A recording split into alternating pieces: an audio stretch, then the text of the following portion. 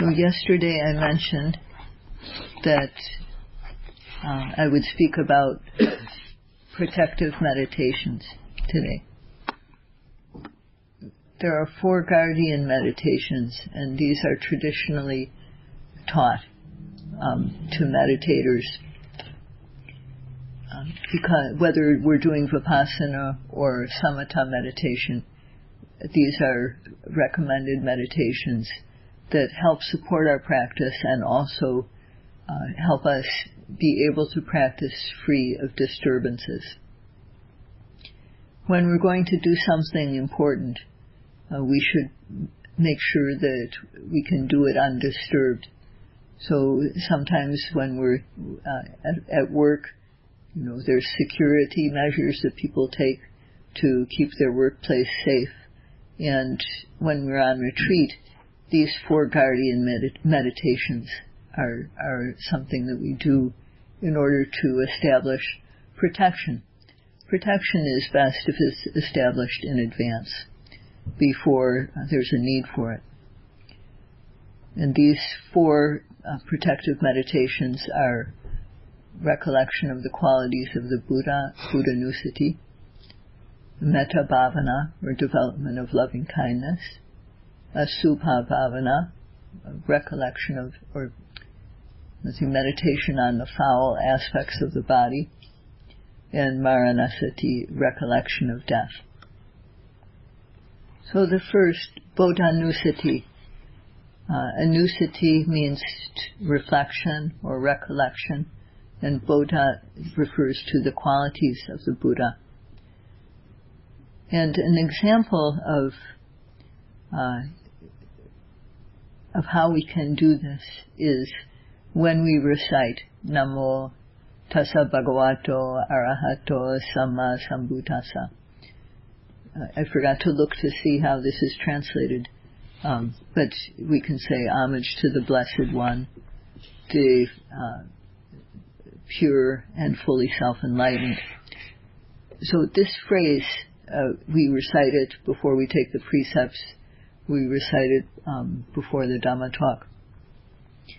And when we understand the meaning of the words, the qualities that are expressed, then this can constitute a recollection of the qualities, special qualities of the Buddha.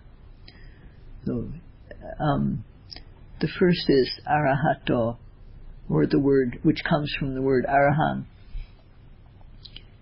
So this quality of arahang, it means the Buddha was free of the heat of the kilesas and therefore worthy of respect. Basically, arahang has many meanings, but one meaning is arahati, A-R-A-H-A-T-I, arahati, which means to be worthy of special respect and veneration.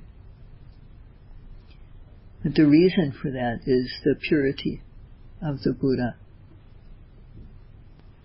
So another meaning of arahang is that the Buddha was someone who didn't do anything wrong, even in secret. People sometimes have things that they do that they wouldn't like to do in front of others. They're slightly impure or slightly blameworthy. Sometimes people are like that. But the Buddha had nothing, didn't do anything in secret differently from what he did publicly. He was morally pure.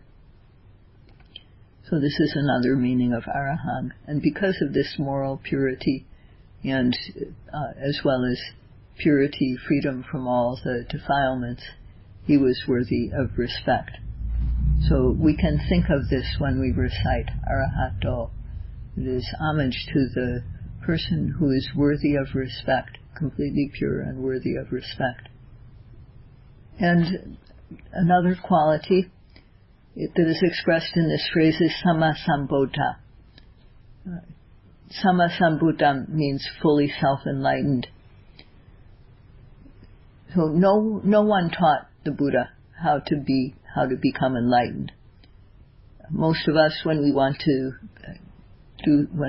learn to be a doctor or be a lawyer, or we want to learn a trade, and we go to school, we learn from people who already know how to do what we want to learn. And that's how we gain our skills. Or we read books. We go online. We can learn a lot online. But the Buddha had no one to teach him.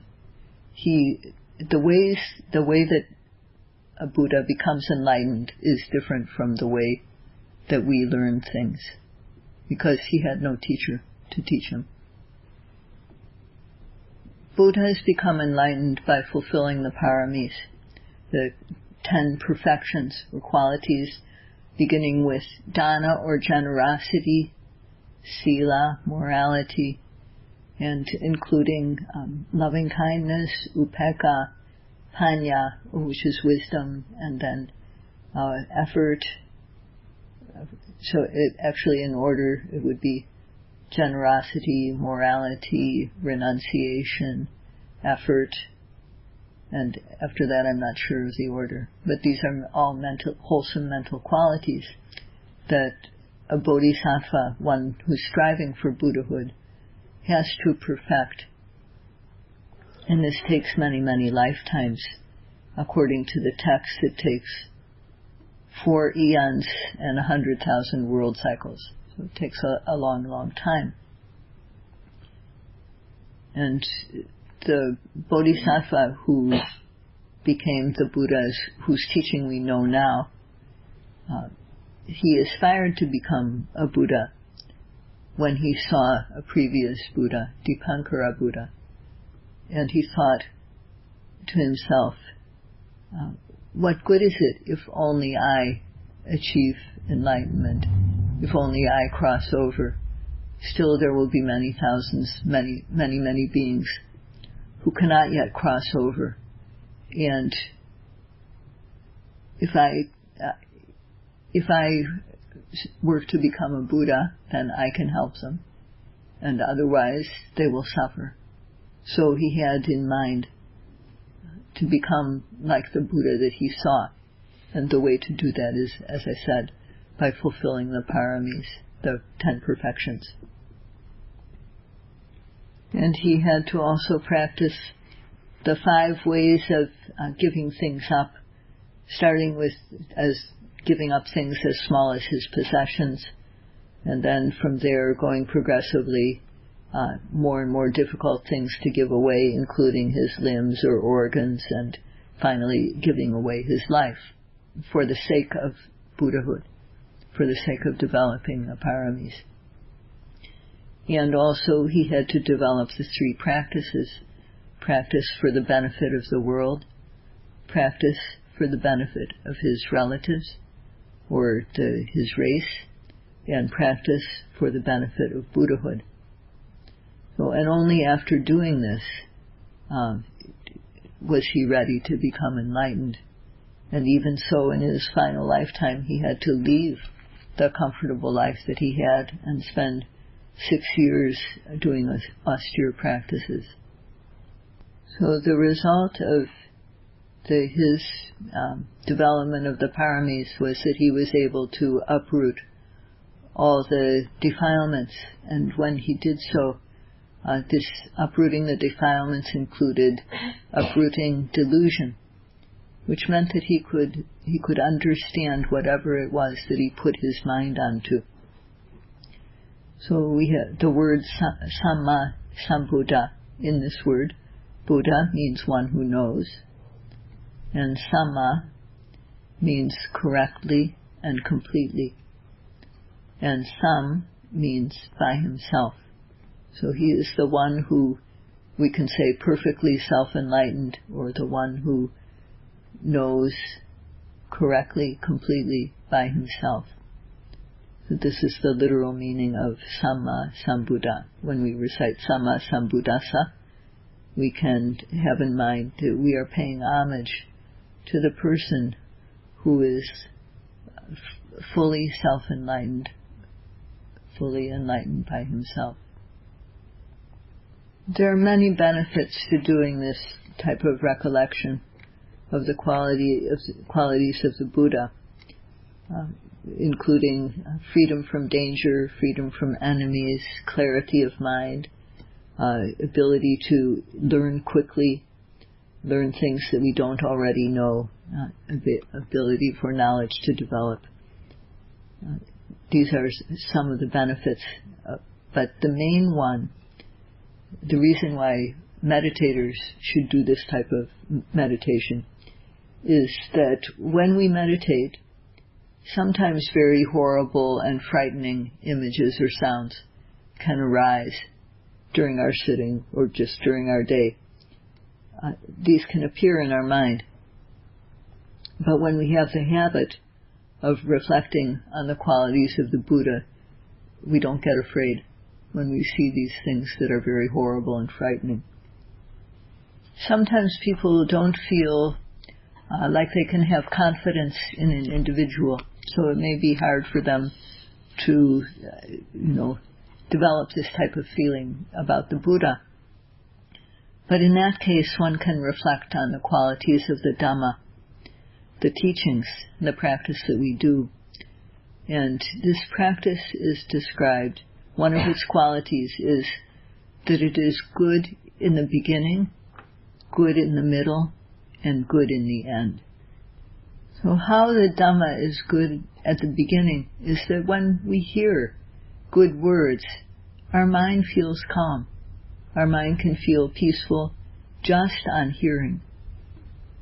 And then in the middle, when we put the Dhamma into practice, as yogis know from their practice, we have to note whatever arises. And while we try to observe our abdomen rising and falling, we start to see that the mind is thinking a lot. But if we keep on noting, we find that the thinking gets less and less. So this is how, in the middle of the practice, one can experience the goodness of the Dhamma. And as we continue to practice, we can develop knowledge stage by stage and realize greater and greater peace. So this is a practice that is good in the beginning, good in the middle, and good in the end. So if we should have this, we should have confidence and faith in the practice that we do. And if we have this type of feeling, the Dhamma is good in the beginning, good in the middle, good in the end, then this is enough. It's enough to make our practice effective. So either Buddhanussati or Dhammanussati, recollection of the quality of the Buddha, or recollection of the qualities of the Dhamma, is something that the Buddha taught because it supports our practice. The second type of protective meditation is loving kindness or metta meditation. And we can have loving kindness. May I be well, happy, and peaceful. May my parents be well, happy, and peaceful. May all beings be well, happy, and peaceful. Or we can, as we do every evening, we recite the Pali Sabbe Satta Awara Hontu, Ahang Awero Homi, and so on. We recite metta, loving kindness meditation in Pali at the end of the day. These are all understanding the meaning of what we're reciting. These are ways that we can do metta as a protective meditation. The minimum is to bring to mind, may all beings be free of danger, healthy and happy. There are many benefits to doing loving kindness meditation. When we do loving kindness meditation, we go to sleep easily, peacefully. We wake up peacefully. And if we dream good dreams. Then people love us if we practice loving kindness. Also, celestial beings will love us. And not only will they love us, but they will also protect us from danger. Weapons will misfire, and poisons and fire won't harm us. Our face becomes clear and bright, and the mind becomes stable. So metta makes the mind calm so that it doesn't run around. And because of this also, a person who has the habit of developing metta will be unconfused as they approach death. And because of this habit of loving kindness, a person can gain knowledge even near their death. And after dying, they can go to the Brahma worlds, the place where people go if they develop the jhanic practices. So metta supports our practice, and therefore the Buddha said that we should do it as a protective meditation. There are many stories or examples of how metta is protective. And I'd like to tell a story about a woman named Uttara. She was a Sotapanna. She had initially been very poor, but her father became rich, and she was, her whole family was Sotapanna. So they were, because they had listened to the teaching of the Buddha and they had gained enlightenment. But because of circumstances, she had to marry a man who was not a Buddhist, because he was a friend of her father's. So being married to this man, she wasn't very happy because she couldn't see the monks at all. She couldn't see the Buddha because her husband wasn't a Buddhist. So her father gave her some money, about 15,000 in whatever the currency was at the time. And with that money, she hired a very beautiful courtesan, Sirima, to come and entertain her husband, while she invited the Buddha and his monks to come to their house for 15 days. Her husband gave her permission to do this. And so because of being able to hire the courtesan, she was free to do it. So she was very grateful to this beautiful woman. And so Uttara spent her time cooking in the kitchen, working hard. And so, of course, her clothing was all stained. She was sweaty. And it happened that her husband saw her like that, and he smiled, and then he said to himself, "Oh, she's so foolish. She doesn't know how to enjoy herself." Yes, he said like that. She's so foolish, she doesn't know how to enjoy herself. Here she is just tiring herself out, cooking for the Buddha and the monks. And when Sirima saw him and heard what he said, and she forgot that she's not his wife. So she was jealous of Uttara, and she got angry. So she thought, what can I do to her? And she saw there was some hot butter, like a kettle of hot butter, and she took a ladle of hot butter and went towards Uttara to fling it at her. And so Uttara saw her coming towards her, and she said, she thought to herself, okay, if I have heard this, she felt very grateful to Sirima. Because of Sirima, she was free to happily cook for the Buddha. So she didn't feel any anger towards her. And but she saw that Sirima was still coming, and she was about to throw the ladle of hot butter. So she said to herself, if I have any ill will towards Sirima, may the butter burn me. But if I have no ill will, may the butter become cool before it touches me. And Sirima poured the butter on Uttara's head.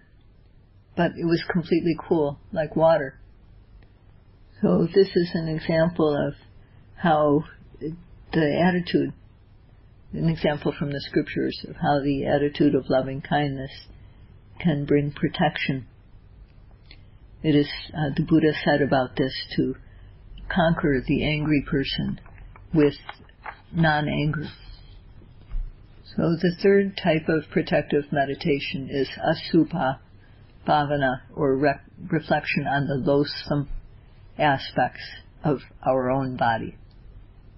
So according to the Buddhist texts, our bodies are made up of 32 parts, such as hair of the head, hair of the body, nails, teeth, skin, bones, liver, lungs, and so on. So, but in short, we can think of it as just 5 parts. Hair of the head, hair of the body, nails, finger and toenails, teeth, and skin. And these make up our body. And when everything is in its own place, then things look good and we feel satisfied. We like our own body. Because of being interested in liking our own body, we also like the bodies of others. So, but if we think about this, think about how our body is just parts. If we think about, how will it be if we just have a pile of hair, and a pile of body hair, and then a pile of nails, a pile of teeth, a pile of skin? So what type of attraction will there be for these parts when they're all, each type has its own pile, not put together? It won't be attractive at all to us. It certainly won't appear like a person. So when it doesn't appear attractive, then we don't feel this interest in our body or in other people's bodies. We can think of it also as like a car. When a car is all put together and all the parts are working, it works together as a whole, then it looks good.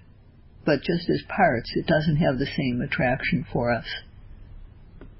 I always think about this when I hear, or when I think about this type of meditation, that of course, if you are looking for a car part, then you are happy to see that particular part.